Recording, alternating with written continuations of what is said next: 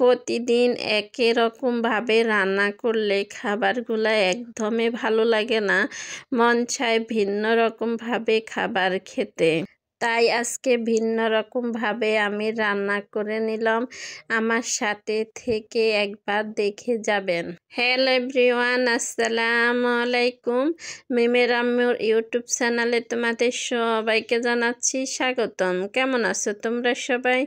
আশা করি যে যেখানে আছো ভালো আছো, সুস্থ আছো। আলহামদুলিল্লাহ, আল্লাহর অশেষ রহমতে আমিও ভালো আছি।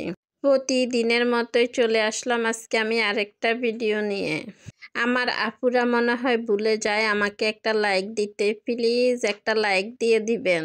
আজকের ভিডিওটা একদম সকাল থেকে শুরু করলাম।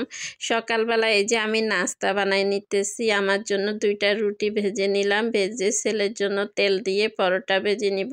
ছেলে সাদা রুটি একদমই খেতে চায় না, এরকম তেল দিয়ে ভেজে দিলে ওই খুব সুন্দরভাবে খেয়ে নেবে। গৃহিণীদের তো একটাই কাজ, সকাল থেকে সন্ধ্যা রাত সারাদিন কাজ করতে হবে।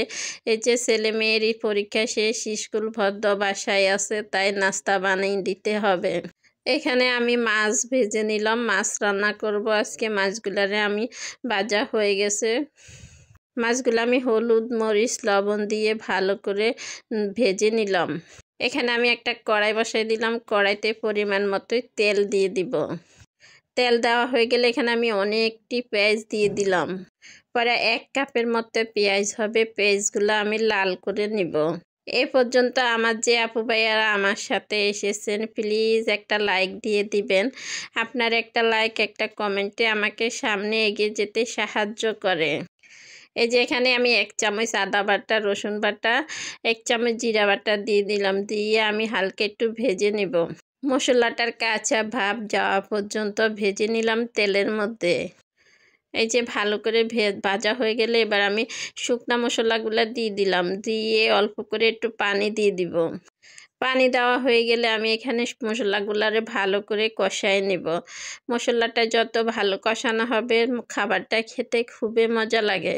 মশলাটা আমি 2 থেকে 3 মিনিট পর্যন্ত কষায় নিলাম। এবার তেল উঠে এসেছে উপরে, উঠে আসার পরে এবার আমি এখানে সরিষা বাটা দিয়ে দিব। এখানে আমি সাদা সরিষা কালো সরিষা 2টি অনেকক্ষণ পানিতে ভিজিয়ে রাখলাম, ভিজে সরিষাটারে বেটে নিলাম, সাথে 2টা কাঁচামরিচ বেটে দিছি। এবার আমি সরিষাটারে ভালো করে কষায় নেব মশলার সাথে। অল্প করে একটু পানি দিয়ে দিব, দিয়ে একটু অনেকক্ষণ ধরে কষায় নেব। পরে 2 থেকে 3 মিনিট পর্যন্ত মশলাটাকে কষায় নেব। কালারটা খুবই সুন্দর আসছে মশলাটা কষাতে। যে আমার মশলার উপরে তেল উঠে এসেছে, এবার আমি মাছগুলা দিয়ে দিব। এই যে মাছগুলো আমি একে একে সবগুলা মাছ দিয়ে দিব, দিয়ে আমি পরিমাণ মতো পানি দিয়ে দিব।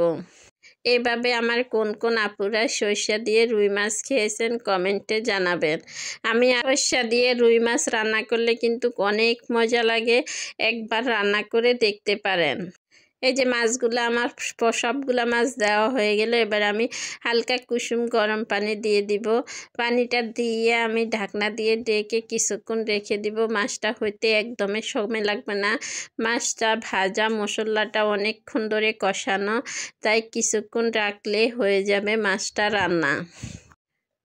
এই যে আমি আরেকটু কিছু পানি দিয়ে দিলাম, দিয়ে এই যে একটু লাইড়া ছেড়া দিলাম, দিয়ে কিছুক্ষণ রেখে দিব। উপর দিয়ে 2 থেকে 3টা কাঁচামরিচ দিয়ে দিব, দিয়ে এই যে আমার কিন্তু ঝাল খেতে অনেক ভালো লাগে। আমার 2 ছেলে মেয়ে কিন্তু ঝাল একদমই পছন্দ করে না। এভাবে রুই মাছ রান্না করলে আমার ছেলে কিন্তু খুবই পছন্দ করে। সরিষা দিয়ে রুই মাছটা ওর অনেক ভালো লাগে খেতে, ওর সাথে সাথে আমারও এখন অনেক ভালো লাগে সরিষা রুই মাছ খেতে। এই যে কাঁচামরিচ দিয়ে দিলাম, দিয়ে এই যে কিছুক্ষণ রেখে দিব, মাছটা হয়ে যাবে। এই যে মাছটা হইতে থাকুক, এবার আমি ঘরের অন্য কাজগুলা করে নিব। করা হয়ে গেলে এই পাকে আমার রান্নাটাও হয়ে যাবে।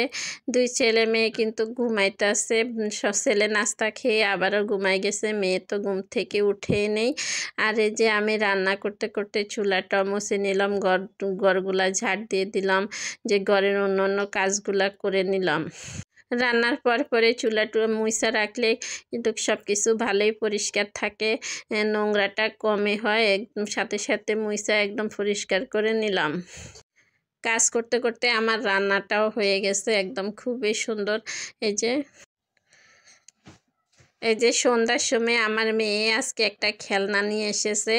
খেলনাটা হয়েছে রান্নাঘর। মেয়েদের তো জীবনটা কাটে রান্নাঘর দিয়ে, তাই আমার মেয়ে ছোটকাল থেকে রান্নাঘর নিয়ে এসেছে ঘরে, আগে রান্না করে করে সবাইকে খাওয়াবে। আজকের ভিডিওটা কেমন হয়েছে কমেন্টে জানাবেন। সবাই ভালো থাকবেন, সুস্থ থাকবেন।